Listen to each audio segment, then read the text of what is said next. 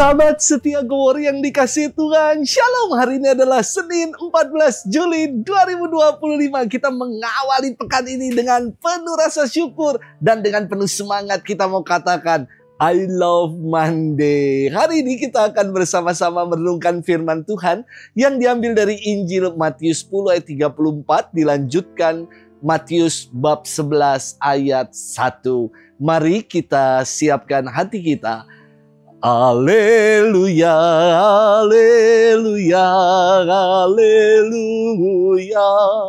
Berbahagialah yang dikejar-kejar karena taat kepada Tuhan, sebab bagi merekalah kerajaan Allah.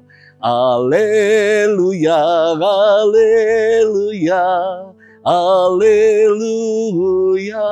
Tuhan bersamamu dan bersama rohmu. Inilah Injil suci menurut Matius, dimuliakanlah Tuhan. Pada suatu hari Yesus bersabda kepada ke-12 muridnya, "Jangan kalian menyangka bahwa aku datang untuk membawa damai di atas bumi. Aku datang bukan untuk membawa damai, melainkan pedang. Sebab aku datang untuk memisahkan orang dari ayahnya, anak perempuan dari ibunya, menantu perempuan dari ibu mertuanya, dan musuh orang ialah seisi rumahnya. Barang siapa mengasihi bapa atau ibunya lebih daripadaku, ia tidak layak bagiku. Dan barang siapa mengasihi putranya atau putrinya lebih daripadaku, ia tidak layak bagiku. Barang siapa tidak memikul salibnya dan mengikuti aku, ia tidak layak bagiku. Barang siapa mempertahankan nyawanya, ia akan kehilangan nyawanya. Dan barang siapa kehilangan nyawanya demi aku, ia akan memperolehnya kembali. Barang siapa menyambut kalian, ia menyambut aku. Dan barang siapa menyambut aku, ia menyambut dia yang mengutus aku. Barang siapa menyambut seorang nabi sebagai nabi, ia akan menerima upah nabi. Dan barang siapa menyambut seorang yang benar sebagai orang benar, ia akan menerima upah orang benar. Dan barang siapa memberi air sejuk secangkir saja kepada salah seorang yang kecil ini, karena ia muridku, aku berkata kepadamu, sungguh, ia takkan kehilangan upahnya." Setelah Yesus selesai mengajar ke-12 rasulnya, ia pergi dari sana untuk mengajar dan memberitakan Injil di dalam kota-kota mereka. Demikianlah sabda Tuhan. Terpujilah Kristus. Sahabat setia Gowori yang dikasihi Tuhan, Shalom. Dulu waktu saya kecil, ketika Minggu Palma, saya akan berlomba untuk mengambil daun palma yang panjang. Kenapa anak kecil suka ngambil daun palma yang panjang? Kalau orang dewasa kan pasti akan ambil daun palma yang kecil di Minggu Palma. Saya suka yang panjang mengambil daun palma karena waktu kecil bersama dengan teman-teman yang lain di gereja, saya akan main pedang-pedangan dengan daun palma. Wow.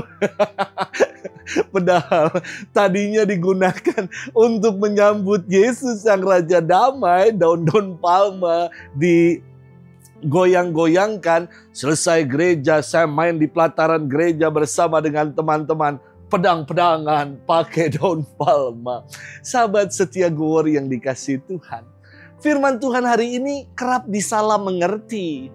Banyak orang yang menuding bahwa Yesus datang untuk membawa kekerasan, kekacauan. Sebagaimana firman yang mengatakan, janganlah kalian menyangka bahwa aku datang untuk membawa damai di atas bumi ini. Aku datang bukan untuk membawa damai di atas bumi, melainkan pedang. Sungguhkah kedatangan Yesus membawa pedang, membawa perang dan kekerasan? Bagaimana dengan gelar Yesus sebagai Raja Damai? Bukankah ini sesuatu yang kontradiktif? Tentu, firman Tuhan hari ini bukan dimaknai secara hurufiah atau letterlek saja. Kedatangan Yesus dalam sabda Tuhan hari ini, bahwa ia datang bukan untuk membawa damai melainkan pedang, merupakan suatu perumpamaan atau analogi bahwa sebagai pengikut Kristus, akan dihadapkan dengan berbagai macam aneka pedang-pedang kehidupan.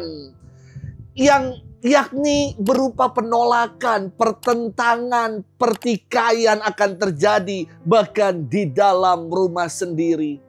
Seperti pedang yang mengoyak, membawa perpecahan. Demikian juga iman akan Kristus. Bisa jadi dalam masanya keluarga itu penganut ajaran yang taat tentang Yudaisme.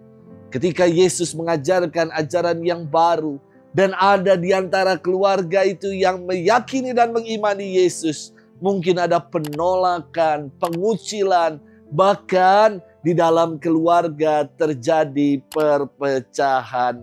Maka konteks inilah yang dimaksudkan oleh Yesus ketika berhadapan dengan tradisi keyahudian yang sangat kuat. Yesus justru ingin mengajak kita semua, para pengikut-pengikutnya, untuk setia. Walaupun berselisih paham dengan keluarga, walaupun dimusuhi dengan orang-orang Yahudi, harus setia, rela menanggung derita, meski disingkirkan, diasingkan. Sahabat setia Glory yang dikasihi Tuhan, firman Tuhan hari ini menegaskan bahwa mengikuti Kristus tidaklah mudah. Sebab kita dituntut sebuah sikap komitmen untuk setia dalam menghadapi rupa-rupa pedang-pedang kehidupan. Namun janganlah kita cemas, sebab buah dari kesetiaan mengikuti Tuhan tidak akan pernah sia-sia. Tetaplah setia sebagai pengikut Kristus, karena buah dari kesetiaan, konsisten dan berkomitmen dalam mengikuti Yesus, kehidupan abadi akan Ia karuniakan kepada kita. Semoga dalam hidup ini kita selalu memegang teguh tagline ini. Sekali jadi Katolik, tetap selamanya aku menjadi Katolik. Selamat bermenung, Tuhan memberkati kita semua, Bapa dan Putra dan Roh Kudus. Amin.